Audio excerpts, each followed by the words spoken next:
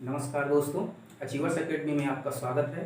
और हम बात कर रहे थे संवैधानिक उपचारों के अधिकार के बारे में, जो कि हमारे मूल अधिकारों के तहत अनुच्छेद 32 के तहत आता है।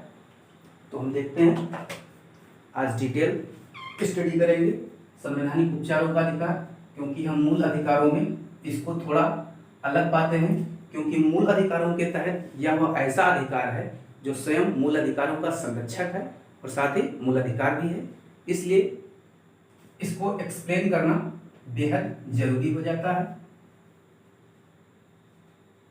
संवैधानिक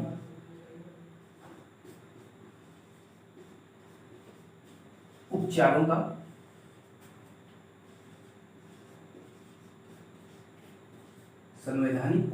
का अधिकार।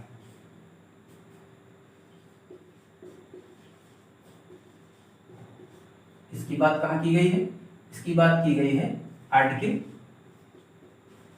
32। ठीक है। अब इसके बारे में हम आज क्या बात करेंगे? इसके बारे में यह बात करेंगे कि इसके तहत विशेषकर उच्चतम न्यायालय को किस प्रकार की रिट जारी करने का अधिकार है, यह किस तरह हमारे मूल अधिकारों का संरक्षक है, यह किस प्रकार हमारे मूल अधिकारों को संरक्षित करने की गारंटी प्रदान करता है। ठीक है, इस तरह। और इसके संबंध में जो एक बात और महत्वपूर्ण है वह क्या है कि यह इसकी कुछ विशेषताएं हैं, इसकी कुछ अपनी स्पेसिफिक विशेषताएं हैं जो सिर्फ इन मूल अधिकारों के संरक्षक या इसको संरक्षण प्रदान करने वाली जो कुछ खास विशेषताएं हैं उसके बारे में हम बातचीत करेंगे। और वह क्या है कि अनुच्छेद 32 में जो उच्चतम न्यायालय को विशेष ये सुविधाएं दी गई हैं, विशेष व्यवस्था दी गई है कि आप किसी भी प्रकार का अगर आपके मूल अधिकार का उल्लंघन होता है या किसी प्रकार से उसमें कोई समस्या आती है तो उसके तहत आप अनुच्छेद 32 के तहत आप सीधे उच्चतम न्यायालय और 226 के तहत आप हाई कोर्ट्स यानी उच्च न्यायालयों में जाकर के अपनी बात रख सकते हैं। ठीक है, तो इस तरह हम देखते हैं कि सुप्रीम कोर्ट यानी उच्चतम न्यायालय आपके मूल अधिकारों को लागू करवाने के लिए और उसे संरक्षित करने के लिए किस प्रकार की रिटें जारी कर सकती है। ठीक है, वह कौन सी रिट्स हैं जिनके तहत सुप्रीम कोर्ट आपके अधिकारों की रक्षा करती है? वह पहली रिट है बंदी प्रत्यक्षीकरण। यह बंदी प्रत्यक्षीकरण क्या है? आपने इसके पहले मूल अधिकारों के तहत आर्टिकल 21 के तहत सुना होगा, आपने पढ़ा है कि आर्टिकल 21 में क्या था? इसमें दिया गया था आपके राइट टू लाइफ की बात की गई थी। राइट टू लाइफ की बात की गई थी, यानी जीवन से संबंधित अधिकार, जीवन जीने का अधिकार, निजता के अधिकार के तहत इसमें कई सारी और बातें की गई थी। बट यहाँ पर राइट टू लाइफ यानी जीवन का अधिकार और शारीरिक अधिकार, जीवन का अधिकार की बात की गई थी। अब देखते हैं कि इस जीवन के अधिकार से यह बंदी प्रत्यक्षीकरण का अधिकार कैसे जुड़ा हुआ है। चूंकि किसी व्यक्ति को बंदी बनाया गया है, लेकिन अभी यह डिफाइन नहीं है, अभी यह चीजें क्लियर नहीं हुई हैं कि वास्तव में वह दोषी है अथवा नहीं है। तो इस अधिकार के तहत जब आर्टिकल 32 के तहत आप उच्चतम न्यायालय जाएंगे तो वहां पर उच्चतम न्यायालय उस व्यक्ति को, उस अधिकारी को, उस सरकारी अधिकारी को यह उस रिट के माध्यम से, इस बंदी प्रत्यक्षीकरण रिट के माध्यम से उसे यह आदेश देगा कि आप उसको, जिस व्यक्ति को आपने कैद किया है, उसको उसके सामने, मजिस्ट्रेट के सामने 24 घंटे के अंदर प्रस्तुत करें। 24 घंटे यानी जब से आपने उसे अपनी हिरासत में लिया है तो उसमें आने जाने के टाइम को, आने जाने के समय को निकाल करके 24 घंटे के अंदर किसी न्यायिक अधिकारी के सामने यानी दंडाधिकारी के सामने उसको प्रस्तुत करना होगा। और उसके बाद वह यह तय करेगा कि वास्तव में वह दोषी है अथवा दोष मुक्त है। और यदि वह दोष मुक्त पाया जाता है, यानी कि उसने कोई ऐसा अपराध नहीं किया गया, उसने कोई ऐसा अपराध नहीं किया है जिसके तहत उसको अधिक दिनों तक बंदी रखा जाए, तो उसे उसी समय मुक्त कर दिया जाएगा। ठीक है, और इस तरह आपके इस अधिकार की रक्षा की जाएगी। तो यह हुआ आपके बंदी प्रत्यक्षीकरण का रेट, यह हुई बंदी प्रत्यक्षीकरण रेट जो कि कोर्ट जारी कर सकता है। और ध्यान देने योग्य बात यह है कि यह रेटें, इन रेटों के संदर्भ में संसद कानून बना करके, संसद समय समय पर कानून बना करके इन रेटों का क्षेत्राधिकार बढ़ा भी सकती है। कैसे? जैसे मूल रूप से संवैधानिक व्यवस्था यह की गई है कि इन रेटों को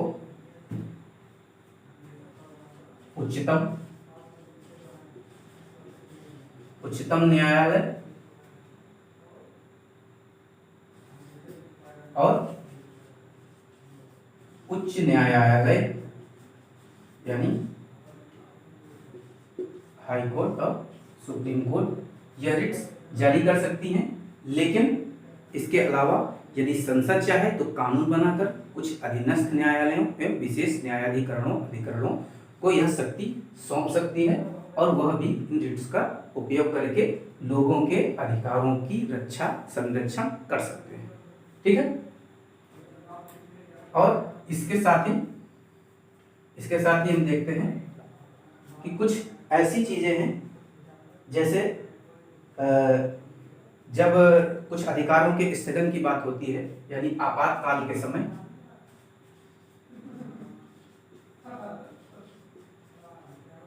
जब अनुच्छेद 352 के तहत राष्ट्र में आपातकाल लगा होता है, तब अनुच्छेद 359 का उपयोग करके राष्ट्रपति ऐसी स्थिति में लोगों के मूल अधिकारों को स्थगित कर सकता है। क्यों? क्योंकि उस समय ऐसी स्थिति में चूंकि राष्ट्र पर कोई विदेशी आक्रमण हुआ होता है, बाहर से आक्रमणकारी आए हुए होते हैं, और राष्ट्र को उस समय सुरक्षित रखना संसद की, मंत्रिमंडल की, राष्ट्रपति की, राष्ट्र प्रमुख होने के नाते एक ऐसी जिम्मेदारी है कि पूरी राष्ट्रीय एकता को, अखंडता को सुरक्षित रखा जा सके।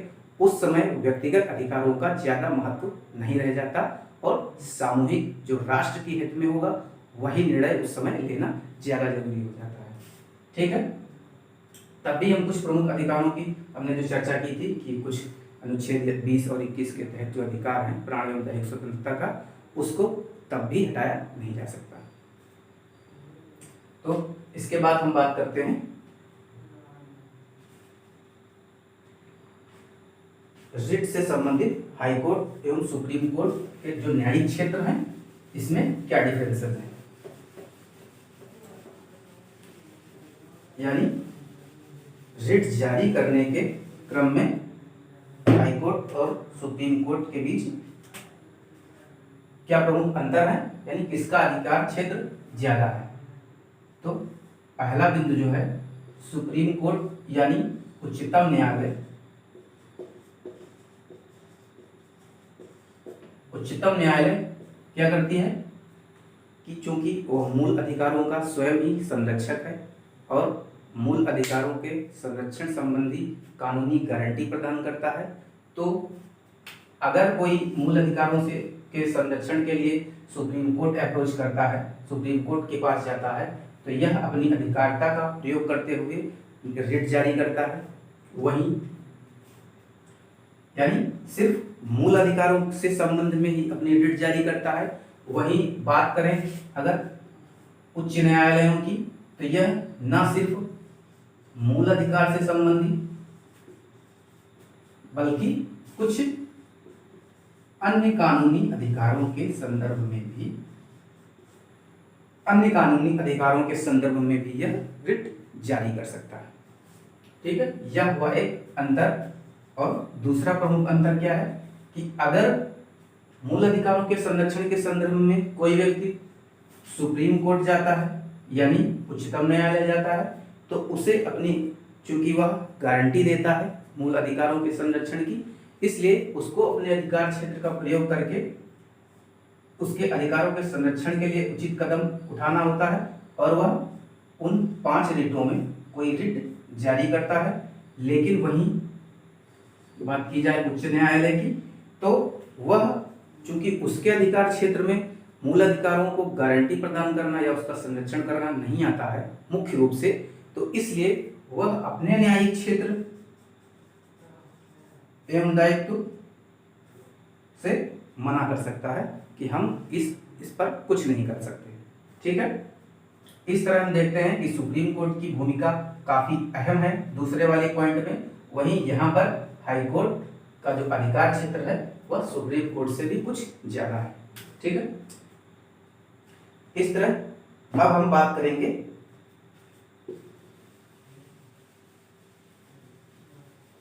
परमादेश की। दूसरा अधिकार है, दूसरी रिट है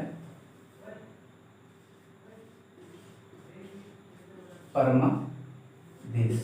परमादेश का मतलब क्या हुआ कि हम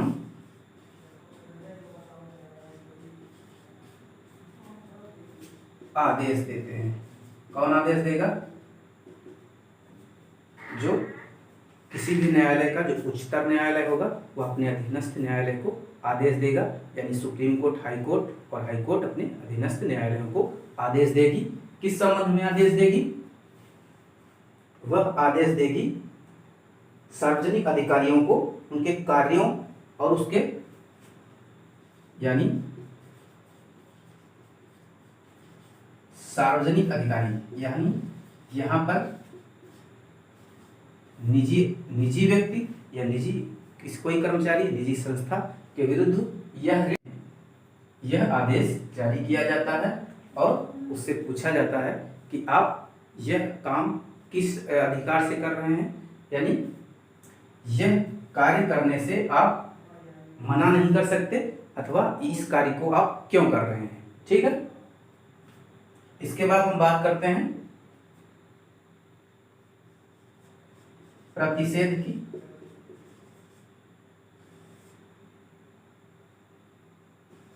प्रतिषेध यानी प्रतिषेध का अर्थ हुआ रोकना। रोकने से क्या मतलब है?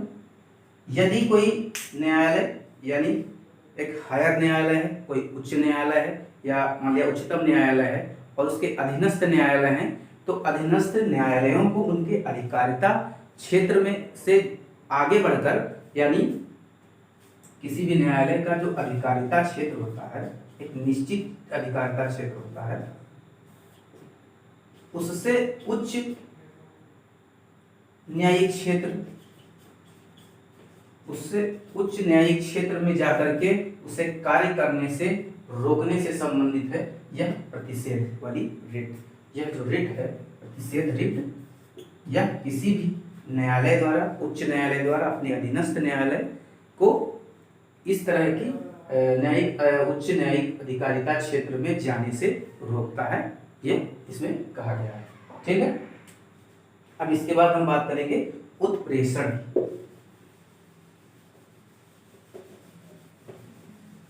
उत्प्रेषण क्या होता है?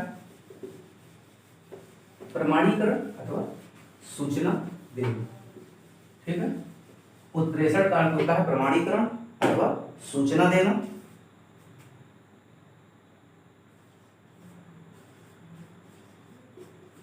उत्प्रेषण, इसका अर्थ क्या होता है? प्रमाणीकरण अथवा सूचना देना। इससे क्या मतलब है? प्रमाणीकरण अथवा सूचना देने से क्या मतलब है? एक उच्च न्यायालय द्वारा अधीनस्थ न्यायालय को लंबित मामले के संदर्भ में संज्ञान दिया जाता है। मान लिया कोई उच्च न्यायालय है,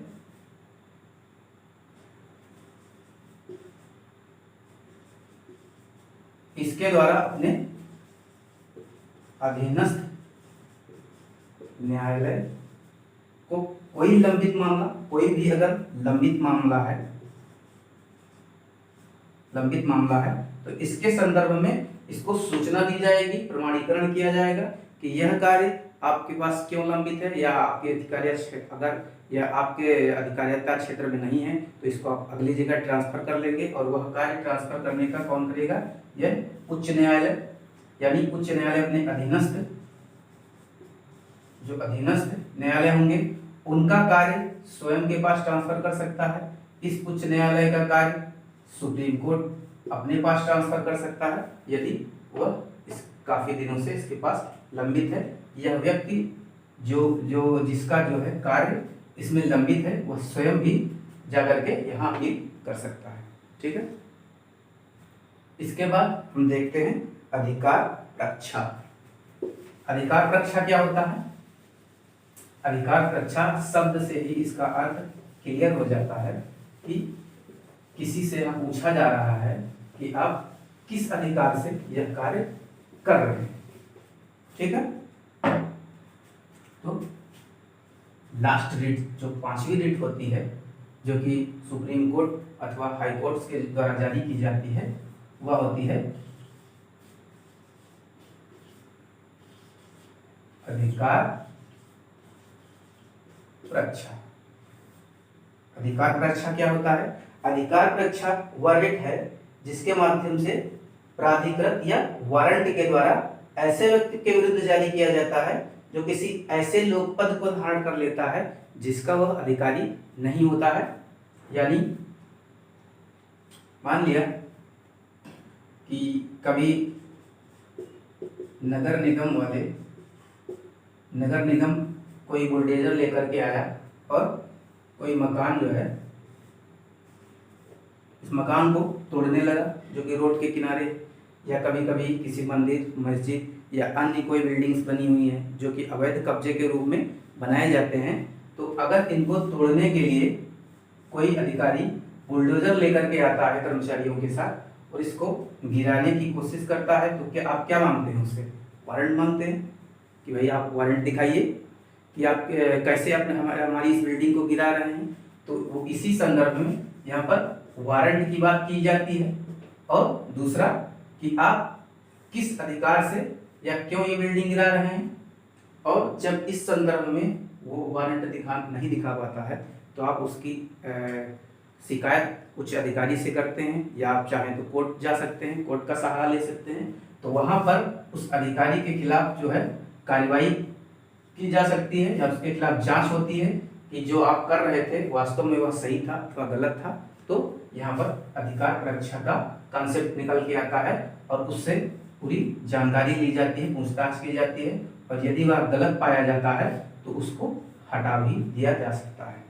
ठीक है, इस तरह हमने कई एक रिट्स को, जो भी हम रिट्स थी जो सुप्रीम कोर्ट यानी उच्चतम न्यायालय और हाई कोर्ट यानी उच्च न्यायालय जारी करते हैं लोगों के मूल अधिकारों के संरक्षण के लिए, उनका अध्ययन यहाँ पर हम लोग क्रमवार कर चुके हैं। तो उम्मीद है कि आपको सभी रिट्स यानी मूल अधिकार का यह जो अंतिम आर्टिकल था, आर्टिकल 32 संवैधानिक उपचारों का अधिकार, यह आपको अच्छे से समझ में आया होगा। तो आज के लिए दोस्तों इतना ही, धन्यवाद।